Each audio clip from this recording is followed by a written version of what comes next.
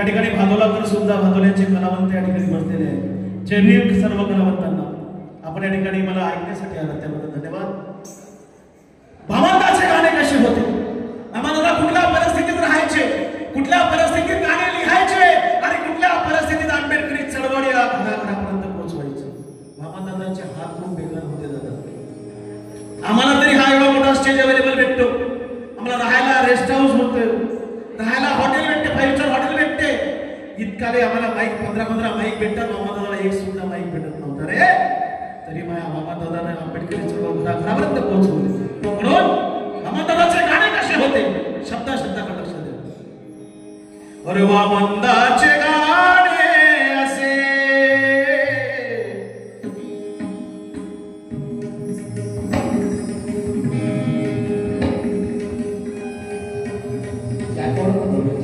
आपल्याला चार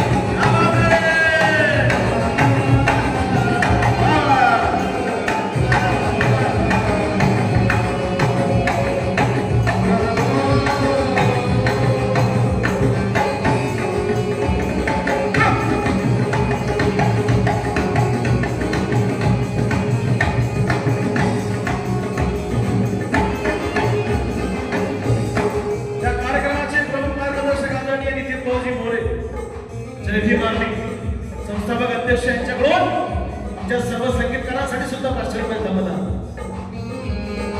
आणि काय म्हणायचं आहे, मामादादांच्या प्रतिका लिहितात किरणदादा सोनवणे, महाराष्ट्राचे सुप्रसिद्ध कवी तथा गायक. मुंबईवरून किरणदादा सोनवणे काय लिहितात मामादादांसाठी. मामादाचे गाणे असे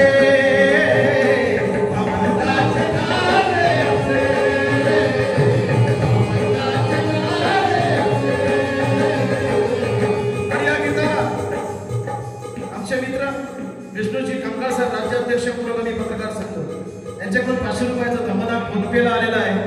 खूप खूप धन्यवाद दादा. एकदा विष्णू कामगार दादासाठी सुद्धा टाळा झालेला आहे. 500 रुपयाचा धमदान द्या.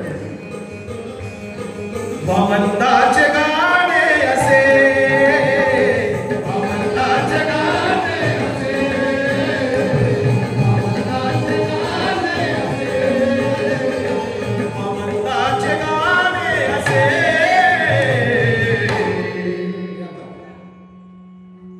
अरे सोन्याचे नाणे जसे, वामंदाचे गाणे असे, सोन्याचे नाणे, वामंदाचे गाणे असे, सोन्याचे नाणे,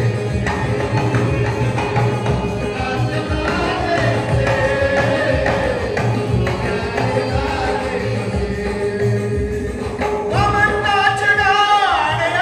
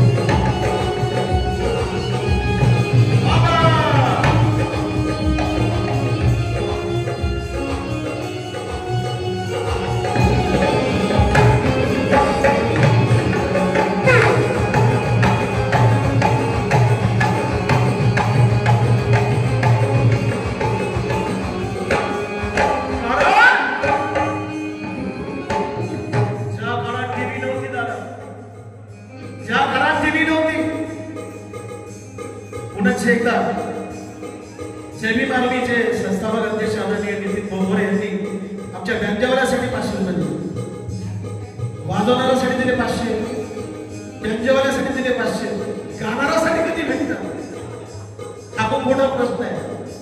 पण तरीही ज्या काळात टीव्ही नव्हती, ज्या काळात मोबाईल नव्हता, ज्या काळात व्हॉट्सअप, फेसबुक, इंस्टाग्राम नव्हता, त्या काळात बाबासाहेबांनी बाबासाहेब आंबेडकरांची चळवळ घराघरापर्यंत पोहोचवली. हे महान कार्य बाबासाहेबांनी केले. म्हणून वामनाच्या गाण्यामुळे, अरे वामनाच्या गाण्यामुळे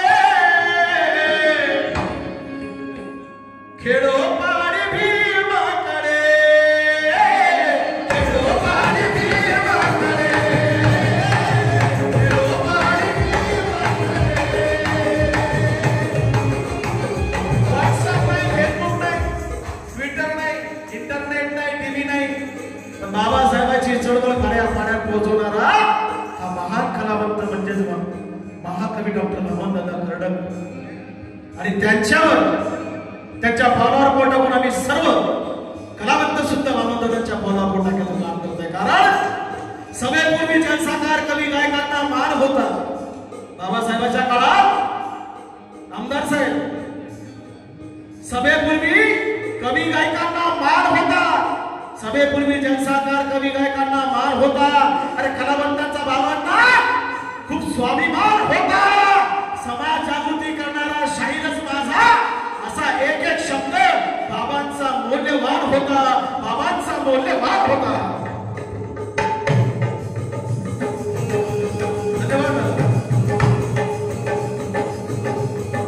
दादांनी सर्वांना दिले, पण मला वाटतं मला दादात केले, परंतु दादांनी या गीताला 5,000 रुपयाचं श्रमदान दिलं. नितीन बोरगोरेसाठी एकदा जोरदार टाळ्या वाजवा की कलाकारांचा खरा चाहता या ठिकाणी बसलेला आहे. म्हणून 5,000 रुपये देणं काही साधी गोष्ट नाही. 5 रुपये कोणी कोणाला देत नाही. मावशी देते का कोणी कोणाला 5 रुपये? काही घेणं देणं असेल तरच देतात, काही काम असेल तरच बोलतात. समजा महाजयला काही काम असलं की मग म्हणतो जय भीम भाऊ, काम असलं की जाय तिकडे भाऊ. बरोबर आहे की नाही? साऊंड केलं. परंतु नितीन दादांचं एवढं मोठं मान की त्यांनी या गायकाला 5,000 रुपयाचं धर्मदान दिले. नितीन दादांसाठी जोरदार टाळ्या झाल्या पाहिजे. या बात नितीन दादा काय म्हणतात?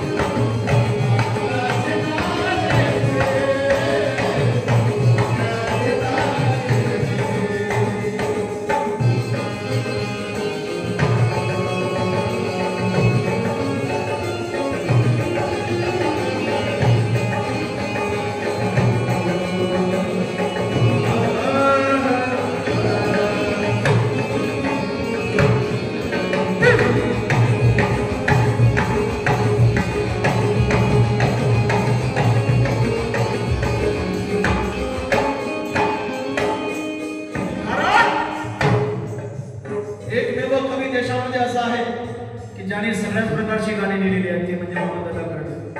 शेतकऱ्यांसाठी गाणी लिहिली, कामगारांसाठी लिहिली, या देशातल्या जवानांसाठी सुद्धा लिहिली, या देशासाठी सुद्धा वामनदादांनी गाणी लिहिली. जवान वतन बदन अपना वतन के वास्ते दे दो, हे म्हणणारा वामनदादा कर्डक आहे. म्हणून शेतकरी शेतावरी